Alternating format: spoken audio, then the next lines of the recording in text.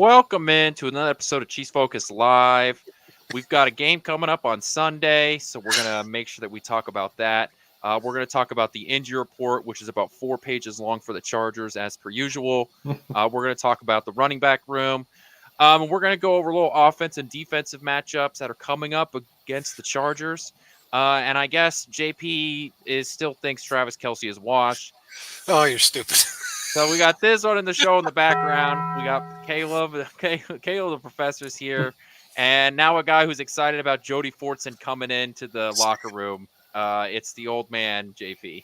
That's right. I'm happy, man. I'm happy. How you guys doing? I'm pretty good. I You guys think doing it's all right? because you're still on the Travis Kelce is wash train. I am so not. You're just excited to see Jody Fortson, who we all know has been an elite level player when he was here in Kansas City. Top tier Antonio Gates style level player. Do you know he's never dropped? This is a guy that we needed. Do you know he's never dropped an NFL pass? Well, when you get 7 chances, you better not. Hey, that's wrong, man. Caleb, are you happy that he's back? I'm happy he's back. Hopefully he can help solve some of the issues of the offense. Well, I tried to find out today what was going on. I was kind of off the grid a little bit, so I didn't get a whole lot of information. But I have a feeling it's because they think Wiley's not really ready. I think. He's only a rookie. That's So some time. Even Kelce, his first year, didn't really start popping off till like year 3 or 4, I think. So yeah. So I think that's really what it all boils down to. So I'm you know what? Thiz mentioned this off the show. It is kind of crazy that our team just comes full circle. Like McCall Hardman, he goes somewhere, he doesn't do that great, he comes back. Jody goes somewhere, doesn't do that great, he comes back. It's almost like Andy and Veach know these players. They'll be back. They'll be back, and the ones that they know won't be back, they allow them to sign big contracts somewhere else, like Snead and Thornhill and guys like that are doing well with their teams, but they all got paid. I don't know. It'll be nice to see Kareem on the field Sunday. Oh yeah, it will be. I guess another full kind of player. Yeah, I mean, to a degree, he is. So kind of nice. I mean, I think we're going to be doing pretty good. What do you want to start with? You? What's up, Will? It'll take us 45 minutes to get through just the Chargers injury report. So let's go ahead and knock that out of the way. Chargers. Yeah, I've got it up in front of me. I mean, when I have to scroll, like it's a problem. So we got 2 pages of that. By the way. Thiz, pop that up on the screen, man. Show these people the 2 pages of. So the first, the big ones here for the Chargers, we've got Joe Alt, Joey Bosa. We've got their defensive tackle, Oben Bonina, I think is. I've got no clue on that. Darius Davis, their wide receiver. Junior Colson, their linebacker. None of those guys have practiced. They haven't practiced all week up to this point. Obviously, Justin Herbert with his ankle, who has talked like he's going to play. I think he's going to play, but he's not going to be at 100%. But look, we are literally talking about their 2 starting tackles and their backup tackle, right? They are three of their tackles are on the injury report list. Joey Bosa, who can't stay healthy for more than 7 snaps in a season. Yeah. Like, those are some of your big players. The reason why the Chargers have looked so good on offense up to this point is because of their run game. And a lot of that is because of Joe Alt and that offensive line. And you're removing a good chunk of that. So your quarterback's hurt. And one of the best ways to help a hurt quarterback is the run game. And one of the ways that you have a good run game is with your tackles. I mean, it's just folding in on itself. And I haven't even gotten to the fact that their safety got suspended. Yep. And look, I've heard a lot of back and forth about that safety. He deserved to be suspended. He's had issues for a year and a half now. I mean, he's just dirty as hell. I'm sorry, but he is. He's just one of those guys that he deserves to be suspended. And everybody's complaining about it. I don't see why. I mean, if you don't understand that this isn't 1990 and you can't play football like that anymore, then it is what it is. But kind of strange. I mean, you know, what you said, Quentin, it makes perfect sense. I mean, Harbaugh loves to run the football. And, you know, with our team, we don't allow a lot of run yards. We just don't. No. And they're pretty good against the run. Absolutely. I mean, we have shut down Derrick Henry, Lamar Jackson, all these guys that are known for running. We've shut them down. And now Harbaugh's going to have to hope and pray that Herbert can last 60 minutes because he's going to have to air the ball out. And they lost one of their top wide receivers too. Right. To this and this is already, and this was a wide receiver core that already wasn't that talented to begin with. Exactly. Like, because they had to cut and try and move on from guys like Keenan Allen during the offseason. So this was already a very talent limited wide receiver room to begin with. Just actually a skill position core that lacked a lot of star talent to begin with. I know Quentin Johnston had his sort of breakout game 2 weeks ago where he had 2 touchdowns, but I'm still not, just because you have one good game doesn't mean that I'm sold on whether or not you're going to be a quality receiver, moving forward. So I mean, you got to think about that too. Who's going to cover? I mean, who's going to cover him now that they're down a wide receiver? Yeah, McDuffie. And McDuffie's going to be on him, and he's going to be screwed. So I don't know. I don't know what Harbaugh's going to do in this game, but it's pretty rough on them. And we don't have. I mean, you can put up our injury report. We have nobody. I mean, there's a few guys on it, but they're all full practice. So, who was it? It was Derek Nottie. Here they are: Nick Bolton, Derek Nottie, Rasheed Rice, Jalen Watson. They're all full participants. I don't know, man. Yeah, that's rough. It's rough for the Chargers. Look, man, they got the worst luck. They have the worst. At a certain point, it's not luck. At a certain point, where it's year in, year out of constantly having problems. And it's not luck. There's got to be organization issues. It's something. There's something in the LA water, because the Rams are hella beat up too. So there's something out in the water, and it's causing problems for the football players. Hey, Philip. Yeah, man. It's the med staff. Their med staff's terrible. Their ownership is terrible. They've been bad for years. Yeah, they've been bad. I don't understand why they're having this much struggle or problems. It's terrible. I mean, look, Philip Rivers was a crybaby, but he was tough as hell, and he got injured a lot. Everybody got injured on that football team, and it's just he just knew that he had to show up to work to pay for all of his kids. Yeah, God dang, him and Nick Cannon are in a competition, but and Tyreek Hill's now in that mix. But yeah, it's just strange. I mean, you look at some of these teams out there, and you wonder why would anyone want to be drafted there. I guarantee you, Joe Alt was like, oh, hell no. Why the hell is this happening to my family?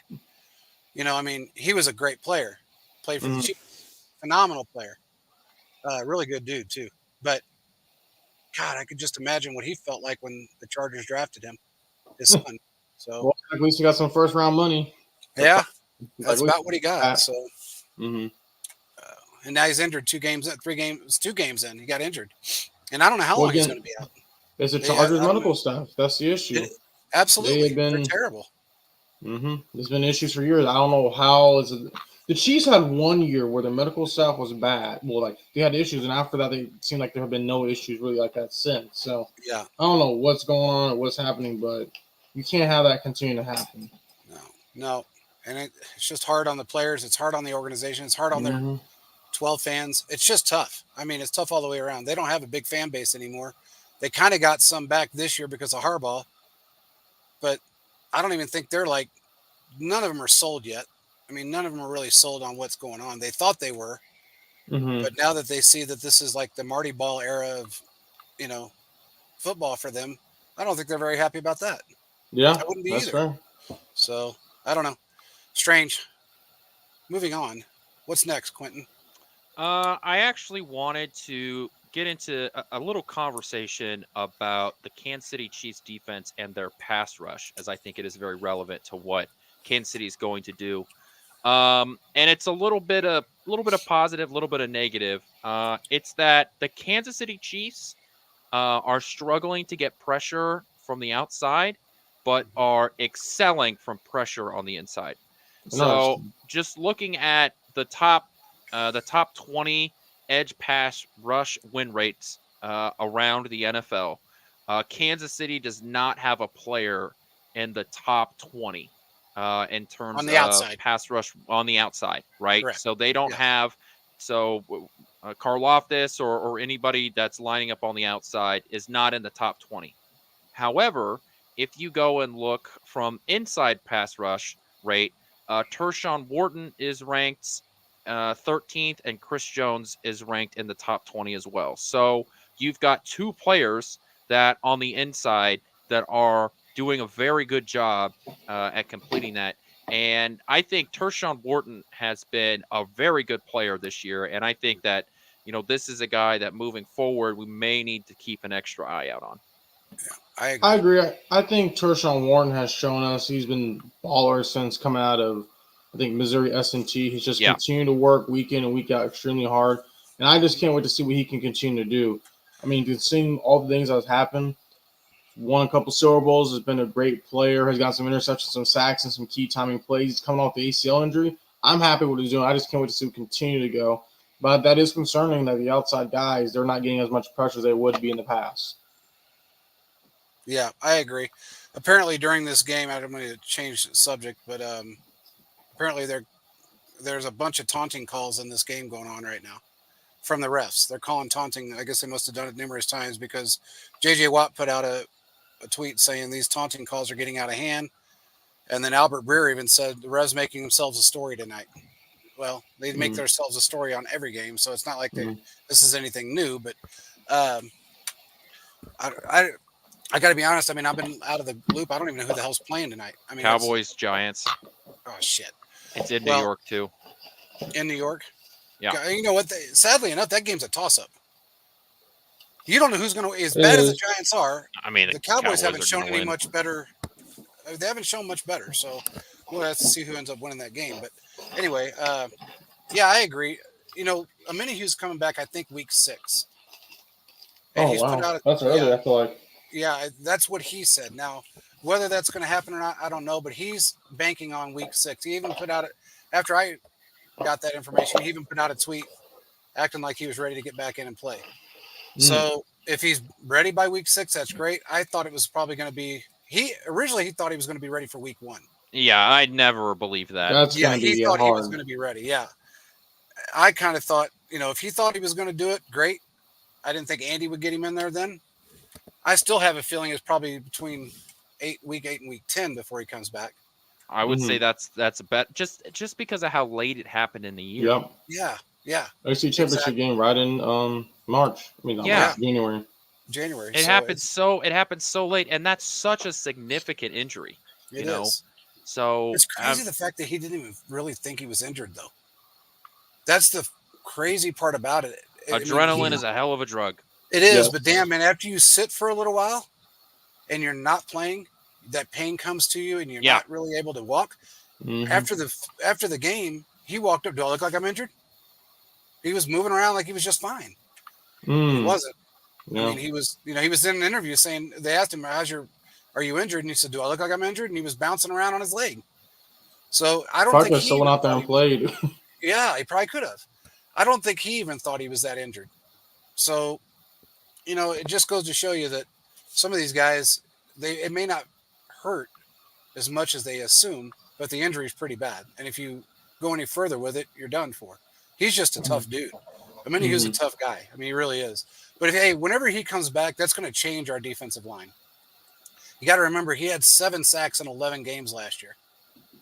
Isn't that right? 7 sacks in 11 games? I think you're close, and that's about right. Yeah. The thing is, though, is that I'm not so sure how much you can depend on him having a similar season, because here's the thing. When he came back last year, right, halfway through the year, he was coming off a suspension, but he was still, for the most part, he was still around the team during training camp.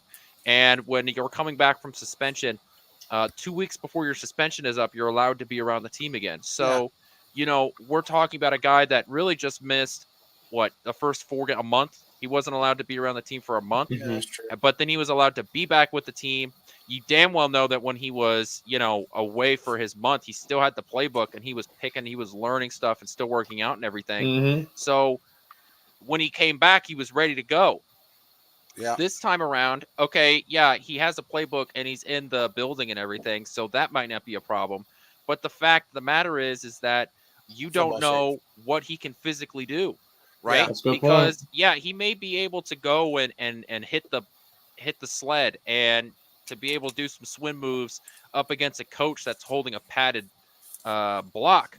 But when you're going up against another guy that's putting all of his weight on you and you're trying to push past that guy and you Yeah. need to be explosive trying to push off your leg, you won't know how much you can trust that leg until you're in the moment. That's And very true. so you don't want to bring him back too early because you don't want him to, have a significant setback.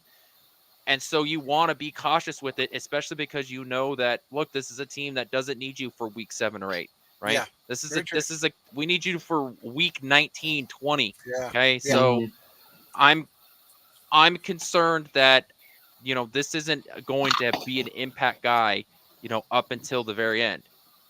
Well, and this is the whole thing. If we don't need him, then we're not going to bring him back.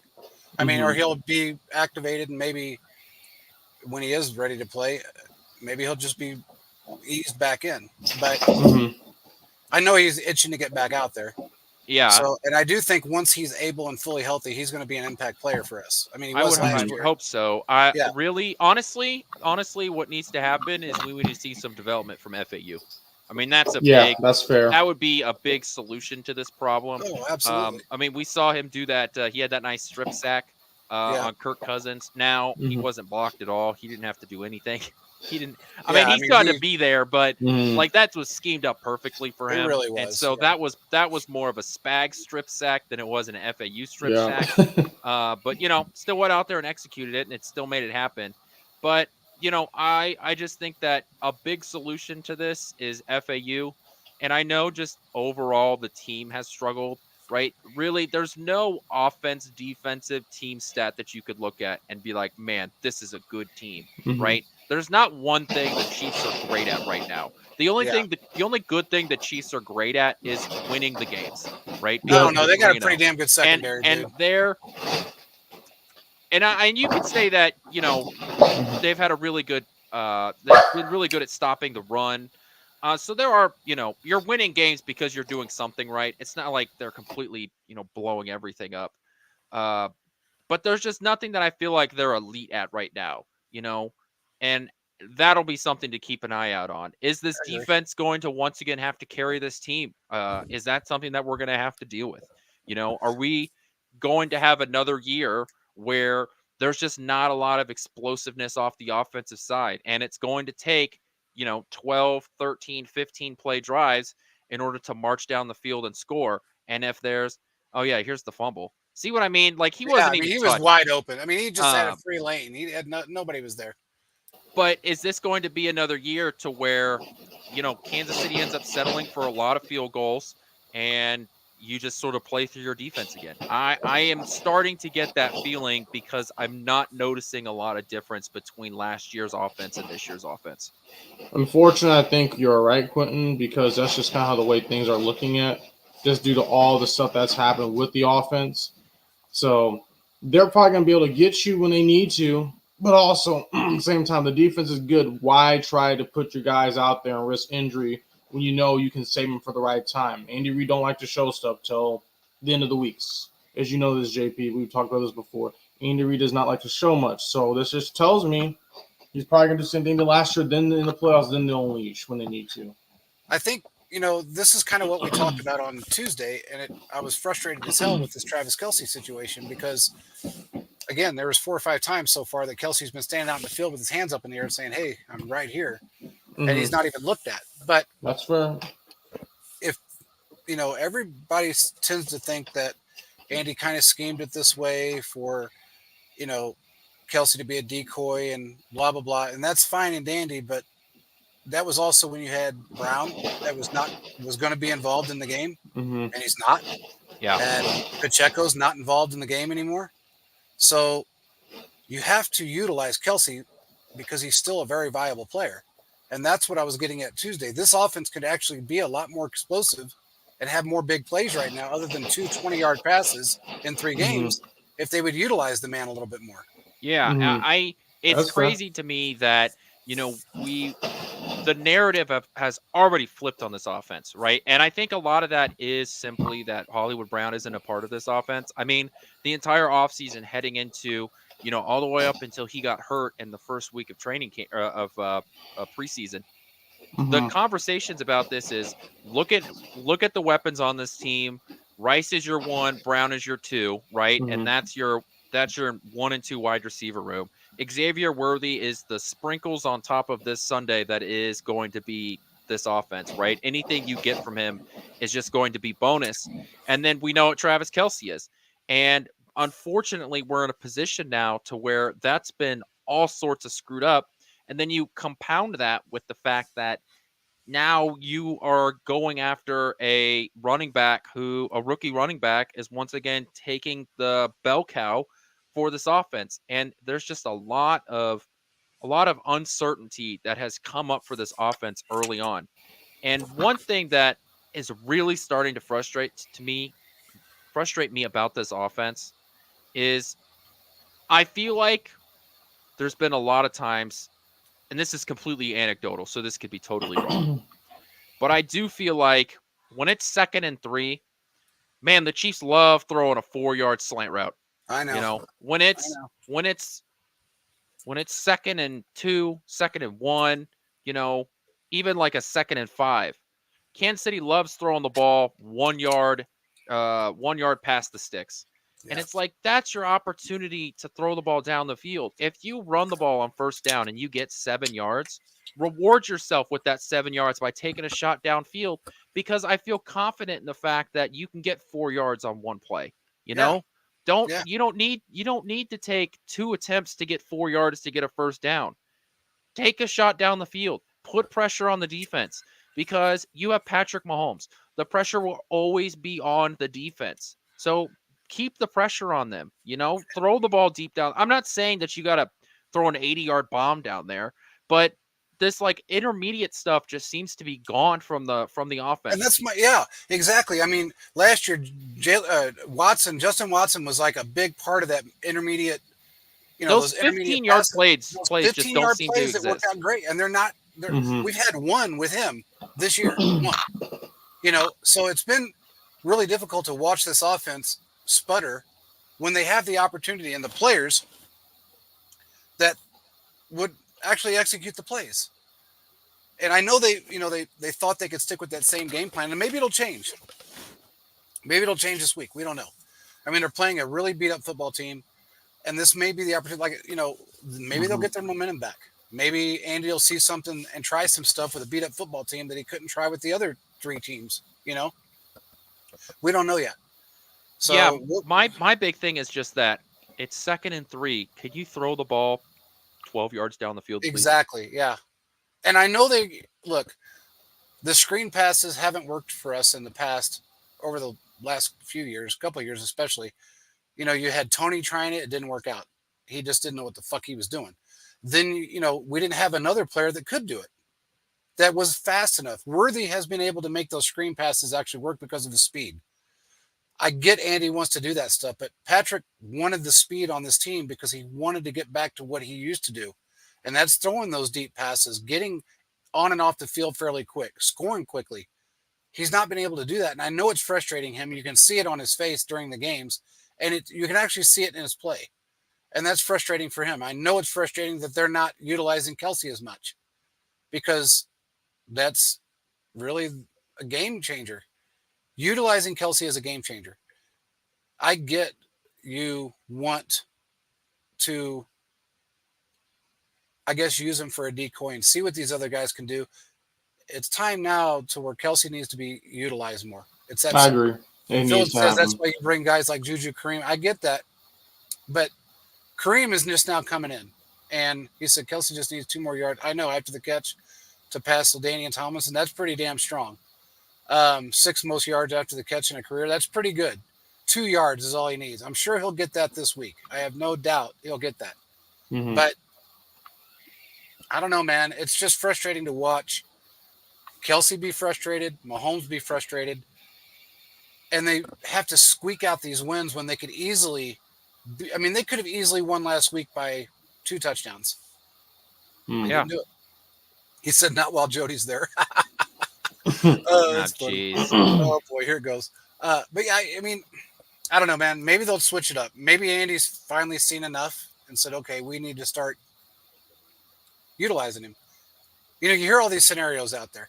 Oh, well, and one of the things that I kind of thought about was I wonder if Patrick's shying away from him because maybe this is his last year. I don't think that's the case.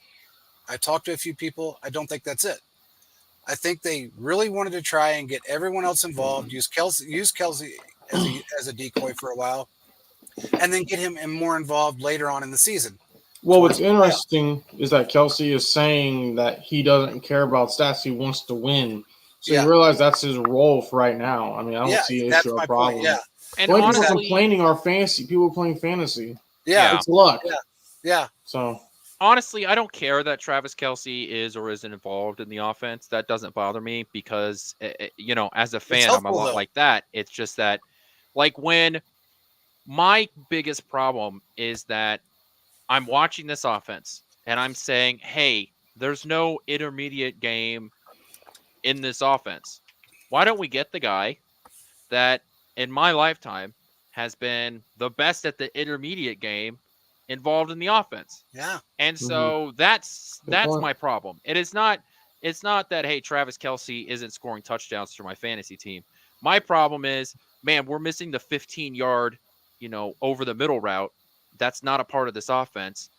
How can we get the guy that's the best at that? How can we bring that back to this Chiefs offense? And both earlier this week, Andy Reid and Patrick Mahomes both brought up the example on the Noah Gray catch and run that Travis Kelce was the number one route on that play. He was the go-to guy on that play. But there were two safeties and a linebacker all on his back. Yeah. So that's why they threw it to Noah Gray. So, like, there are plays in this playbook that are supposed to go to him. And it also is true that teams are just being extra aggressive up to this point. So exactly. It's a combination of all of these things. It's not simply just one thing. And I know these are champagne problems. Okay, I get that. They really are. I mean, we're on the same level as elite teams like the Seattle Seahawks and the Pittsburgh Steelers. Okay, we're rocking 3-0. All right. Yeah. So, look, these are problems that are problems Quentin, here. We could be 0-3 like the Bengals, but we're not. Could be. Yeah. We're not. We could be 1-2 like the Ravens, but we're not. So that's true. That's very true. We have the luxury of a couple of things. We have the best defensive coordinator in football, hands down. There's absolutely no one better than him, and if anybody says there is, they're just a fucking hater. We have the best head coach in football that knows offenses better than anybody. And we have the best quarterback in football and really the best tight end. That tight end, even though he's not being utilized, again, he still brings value to the team. His presence brings an immense value to the team. So even though we're not playing up to our standard, what we're used to seeing out of this football team, we're still very lucky.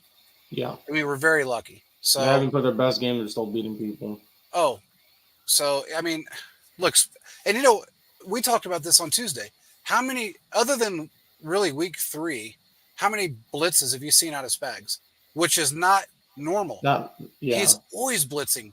He's always running those third down blitzes, those those safety blitzes, all out blitzes. He didn't do any. Who are you?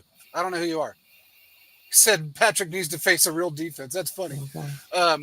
I'd love to know who you are, but anyway, Spags is just the best there is at that, but he hasn't utilized a bunch of it this year. So that, he saves stuff too. He's not an idiot. He knows what teams he can use certain things with, certain schemes, certain packages, and what teams he can't. I don't know who that guy is. He said he can't wait until we see it. He said Steelers will show him. Okay. Well, Steelers have been relevant since like 2017, 15, 16. He said Steelers will show him. That's funny. All right, well, we'll see. All right, well, we'll have to see when about TJ Watt gets hurt before we face him, is that going to be? Oh, yeah. What are you going to do with that? I mean, the Watt brothers are known for getting hurt. He said, What's up, Wesley? Hey, man, I'm glad you guys are doing good this year, man. I really am. You guys. I can't wait till you beat the Bengals. That'll be really funny. Yes, please beat do the that. Bengals. I want you to beat the Bengals, man. That's the one. I want them to go 0-4. Are you guys playing them next week? Is that right? Or this week coming up? I don't know who the Bengals are facing. When do you guys play the Bengals? Oh, don't the Bengals? No, the Bengals face the Panthers this week. Hey, man, the Panthers might beat them. You don't know. Never know. You never know. The Panthers Steelers got might the beat Colts. them. Huh? Steelers are facing the Colts. Oh, they are. In the Colts. Oof. Yeah. Well, the Colts. They're off and on. I don't know about them yet. I haven't made my decision on the Colts yet. They got a great running back. I don't know. I can't go any further than that right now. They've got a great running back. I don't know what else they have. I really don't. But anyway, I'm glad the Steelers are doing good. They need that right now. I mean, they've had a rough few years. So, and I hope and pray that Fields keeps that job because I'm sorry, Wilson's washed, and we know that firsthand. He's washed. So hopefully you guys do your thing. You do your thing, man. Just keep doing it. He said, "I've never hated the Chiefs." Good, man. Appreciate it, dude. Yeah, man. I'm glad you guys are killing it. Keep it up. Yeah, you did need a refresh. It was rough on you guys. But yeah, man, it's going to be interesting moving forward. I mean, we're playing a team this week that, good God, injuries, man. I mean, this earlier in the week, I was on the old gambling sites just looking up the odds because I was interested. This was before. Did you use your Kansas address when you were doing that? No. All right. No, I was just wondering, and I don't live on that side. I know you don't. That's why I said, did you use your address over there for gambling? I was just curious because this is before Justin Herbert had been, whether or not he was going to play or not, and this is when they had ruled Joe Alt out. The Chiefs were 8.5-point favorites earlier in the week. Now, I don't know what they are now, but man, I'm going to be honest with you, that worries me. Why? That is a huge margin.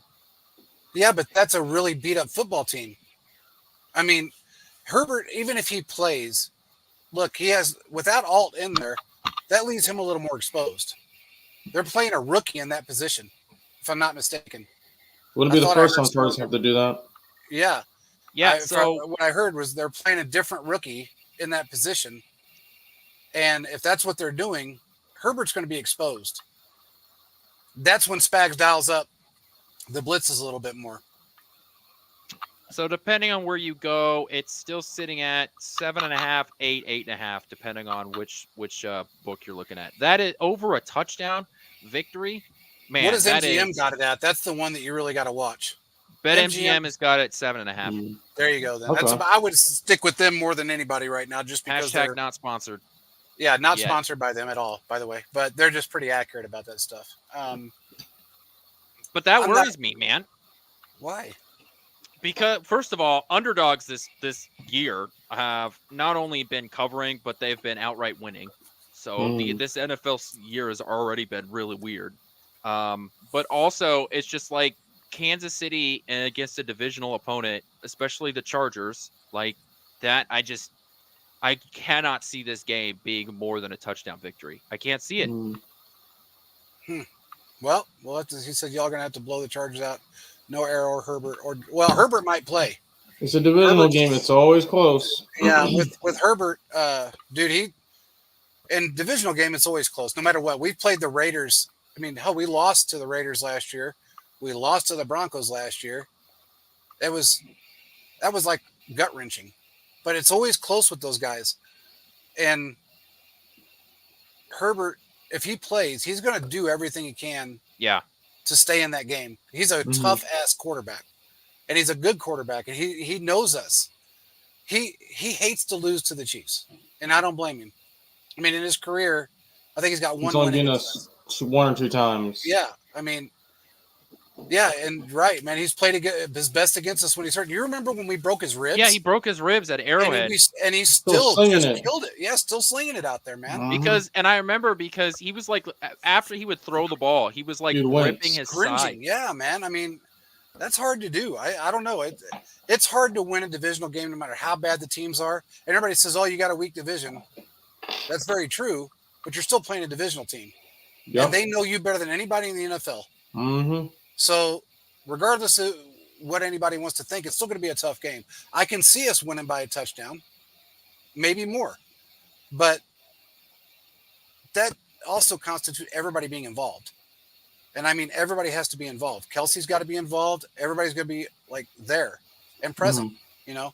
None of this fucking miscues and timeouts and everything else is going on. That can't happen again. That's got to end. I guess part of my thing is that I'm just not convinced that this offense is just going to start clicking. I think that's also part of my hesitation. And I'm just sitting here and I'm just thinking like there's no reason I have no reason to think that all of a sudden, everybody's going to come together and have a come to Jesus session and figure it out. It's going to be a bit. I still think they're going to they're going to beat teams, just going to do it their way, but they're not going to open or go to page 25 of the playbook until when it gets to when they really need it. He said something. He said if they play him against y'all, that's the dumbest coaching decision of all time. I agree, but Herbert has a thing that he just doesn't want to miss any games. He's that guy. But in the same aspect, they don't throw the ball a lot. And if they're handing the ball off constantly and trying to run this game out with a running game, then he may not be in such danger. But again, with Spags, if he dials up a third down blitz and somebody takes him out, or Chris Jones gets through there, even if Chris Jones lays him down like a baby, like he does other players and still gets a penalty for it, he's still going to feel it, and God forbid this new center steps on his ankle. Oh yeah. We saw that happen with Mahomes. What was his name? Cam Irving? Yep. Going to step on your fucking ankle. Stepped in his foot. That dude? Stepped on his foot all the time, even his bad ankle, man. Yep. Everyone was not happy. Yeah. So, that happens. I agree with you, though. I think it's dumb. They should sit him another week. This game, I know it's a divisional game, but I don't think this season. The only thing I will say is this. I have a weird feeling, as much as Harbaugh says he loves Herbert, I bet he gets traded. Yeah, he gets traded for a bag. Exactly. And if he does if that's Harbaugh's mindset, he doesn't really care if he plays him and he gets hurt. Harbaugh's kind of a different guy like that, man. He's a weird guy. He does all this weird shit. I'm going to go get in the fucking the ice tub with all my clothes on and my phone in my pocket and do dumb shit like that. And act like, I love Justin Herbert's shoes, so I'm going to wear those. But yet, he doesn't really care so much if he knows he's not going to keep you there. Because he's very arrogant. And he's got his own mindset about things. And he's that guy that thinks he's got everything figured out for the next 5 years. Well, and here's the thing, though. I wouldn't be surprised he actually is instilling, it sounds like, some confidence in Herbert. And I don't think he's doing it just because he's trying to prep him up. I think he's really trying to show him, like, hey, I believe in all these different things. But at the same time, too, he knows that, hey, we can get some picks for him. Miami Dolphins may come calling for Herbert. Take him in a minute. They would calling for him depending on what happens with this whole and that would be scary. And here's the thing. I don't think Harbaugh is doing stuff out of ill will. I do believe, however, he is doing it strategically, not only to help build up his confidence, but help put the team in a better situation. So I believe Herbert may play, but he may. I think they're mostly just going to do a bunch of runs. I don't see Herbert doing a bunch of stuff, honestly. Hey, hold on. I want to answer this guy, this Raiders Mock or Mookie. He said Chiefs suck. Well, you guys lost to the fucking Panthers. Pound sand. Anyway, moving on. Keep those backup quarterbacks just a rolling for you, buddy. You got two of them there. So anyway, I don't know. It's going to be tough on Herbert. I hope, I want to see that kid succeed. He's the only quarterback in the AFC West that I like and have liked. Man, we got a Mahomes hater on the show. No, he's just oh, fuck. He said Raiders are terrible. No, I do like him. I think he's a good quarterback. I feel sorry for him because think about what he's been through. Five OCs, 4 head coaches. No, 5 head coaches, 4 OCs. It's a real Alex Smith kind of thing. It is. It is. He's been no quarterback, no matter who you are, I don't care how good you are, can withstand dysfunction and trying to be consistent if you don't have the same coaching staff for longer than a fucking week. It's hard. It's like, I don't know, man. It's like, it's just the hardest thing ever to sit there and go, okay, well, this OC told me to do one thing, and then now this guy's telling me to change my game completely. This head coach hated my guts because he's a defensive head coach and he's just an arrogant prick. and now he got fired. So it's one after another after another. He had no consistency through his NFL career. I mean, he got thrusted into the game against us. Yeah, if you guys remember. Yeah, and he because played his ass off in that game. What was it? Tyrod Taylor got his lung stabbed. Yeah, he got his lung stabbed, and I'm telling you, he played his ass off against us. He really did. I was surprised. I thought this kid's going to get killed out there, and he did a good job, man. I mean, I feel bad for him. You know what? I'll say this right now: if he would have been with Miami for the last 2 years, they might have been in a Super Bowl. Think about that. It's a scary offense, Brian Flores wanted. He wanted Herbert. He didn't want Tua. Just saying. I know. Everybody wants to come after him. He did not want him. The owner jumped in. Yep. So I mean, some people do stupid shit. The Miami owner is one of them. And God knows, I mean, Tua is acting like he's going to be back in a few weeks after he gets off IR. We will see about Tua. Flores was right. He was absolutely right. Flores was always right. He may not have gone about the most appropriate way. He is from Belichick's tree of old school coaching. At the same time, as I'm not saying Tua is soft or nothing, but sometimes you got to take some hard coaching. I'm sorry, but he is kind of soft, dude.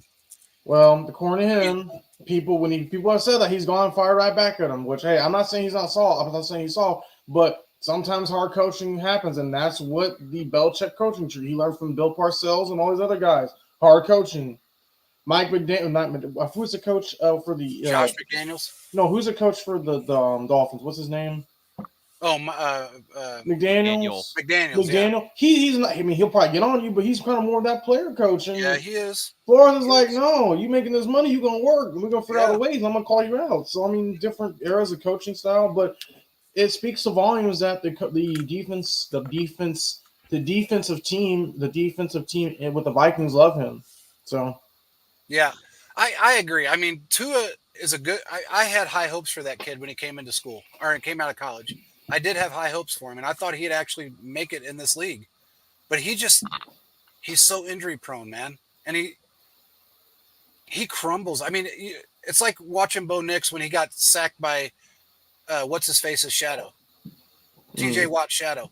T.J. Watt wasn't even. He was a shadow linked behind him. But then Watt scared him so bad he fell down. His shadow and that's what Tua reminds me of. It's like when he sees somebody coming, he tries and he wants to go out there and be that Alex Smith type of player that will go head first into somewhere. But his talent's there, but his body's not. And for a 26-year-old guy, see, there you go. He's very injury prone, and he is. The club from the tub. Yeah, you can't make the club from the tub. So let me ask you this. I will give you, JP, and Caleb, you if you want. I will give you 2 minutes to convince me why I should care that Jody Fortson is back on this team. You suck. Go ahead, Caleb. I'll let you go first, and I'll go second. Because me and Caleb were both on the Jody Fortson. I'm good. I guess I'm good at doing things off the spot. So when you look at Jody Fortson, he still could be that big, tall, tight end wide receiver combo guy that can catch passes in traffic. When put in the right position, he's going to succeed. When you also look at Jody Fortson, he has not done well because he's been hurt really many, many, many times. When you look at him over the time, when he has played, he's done very, very well. I believe if they can get him involved and he can stay healthy and can kind of take over that tight end 2 position, tight end 3 position, and maybe can get on a linebacker, he's going to burn some people. He's a very great player, but the issue that we're running into is that he is hurt. The thing about it, Caleb, you're right. You're 100% right. He's big. I know him. He's big. He's got a big body mass, and he's extremely fast. You got 30 seconds. He's stupid fast. You remember the catch, Caleb, in the end zone when he ripped the ball out of that he just jumps hand? up and snaps at people's hands like Tony G used to do back in the day. Exactly. He's strong. He's fast. He bowls people over, and he knows the system. Some say he's better than Tony G. Absolutely. You keep him out there and keep him healthy, he's going to produce for you. He knows the system really well. I'm happy he's back. I'm happy he's back. All right. Now that we're done with this nonsense, okay, I'm going to tell you why I don't care. I don't care about your 3rd and 4th tight end because if he comes out and he has 100 yards on the year, that is a rounding error, okay? It has no impact on this offense. if we are sitting here and we're saying the Chiefs offense has problems and the guy that's going to fix it is the third tight end, we got real problems. Okay? Can we put the buzzer up? I just want to know how long Quentin's got to go on this rant. Okay. No, here we go. And I'll finish off with saying, I'll be real quick. Jeez, I'll be real quick. Guys. I also just don't think that if he was this good at that particular role, then he wouldn't have been able to find that role on another team, because Kansas City does not throw a lot of jump balls. There are other teams with other schemes that throw way more jump style balls. That is not the way Kansas City has done it. Yeah, they used to. I'm just not interested in a third tight end. Adding a third tight end at this point in the year. Okay, don't you're wrong about two things. Kansas City always threw a lot of 50-50 balls back in the day. They always did that. When they had Sammy, McCole, Tyreek, Kelsey, all those guys on the field, they threw a lot of 50-50 balls, and they were caught. Fortson's was a 50-50 ball. But Jody, remember, we were the ones that broke this on Chiefs Focus Live when he got converted to be from the tight end to the wide receiver. We found out before anybody did. We broke it on this show. The week after that, that was in February, the end of February and beginning of March, they came out and said, we've converted him to a wide receiver. Why? Because he's so damn fast, and he's a big wide receiver. So he works out. He's a hybrid player that can actually make the plays, and that's what Mahomes needs. He needs guys like a Kareem Hunt and a Jody Fortson, as long as Jody stays healthy. Okay, to go and out that's there and the catch other those thing. Passes. That if he stays healthy, right? This is a guy that throughout his career has shown like that. That's not something that he's fully capable of doing. And then what Philip, what he just he put in the chat about 15 to 19 catches, like. You realize that's like literally it's more than the 7 you said. Less than one catch a game. Are we really going to sit here it's and hard argue to spread the ball around about one catch a game? We're a spread offense. That's what we're arguing spread offense. We spread the ball around. That's what spread offense means. Look that shit up. That's crazy. That's what we're trying to do. One catch a game. I'm going to let you just argue, you two. I'm gonna if he catches one a game and it's close to the end zone, or it's who gives a shit? He's not catching a 40-yard pass every game. Oh, you're awakening JP's anger. Yep, there we go. It's not happening. Hey, it's not happening. It's why you can't convince me to care about 15 to 19 catches. Bookmark this show, Caleb. Remember this That's show. fine. We'll bookmark 8:48 at 9/26, 2024, That's right. 8:47 Bookmark this show p.m. because if he ends up being that guy, what does that guy mean? That guy that comes out and somehow wins games for us, catches games a ball plural. in the end zone. Huh? Games games. plural? Exactly. More than one. If he's that guy, whether it's now, we're week 10 or week 20, if he actually wins games for us, you're going to buy both of us something. I don't know what it is yet, but me and Caleb are getting something out of your ass. All right. Just saying. In my notepad here, I put the timestamp down, 9:26 at the 48-minute mark. JP says some dumb shit. Some spelled S-U-M. Some dumb shit. Oh shit. He said Quentin, it ain't about the stats. It's all about what he brings to the table in terms of knowing the system and how the coaches use him in a mismatch, rather than if Jody or Kareem or Kelsey or Rice. I agree. Thank you. God, Philip, articulate motherfucker, you. Anyway, he's right. It's how Andy uses him. And if he's using the right scheme at the right time, he's going to help us out a lot, dude. And think about when he's on the field, that big body dude on the field, and then you got Worthy running down the sideline, the other sideline, or the same side for that matter. Who are they going to cover? They're going to go after Worthy. Exactly.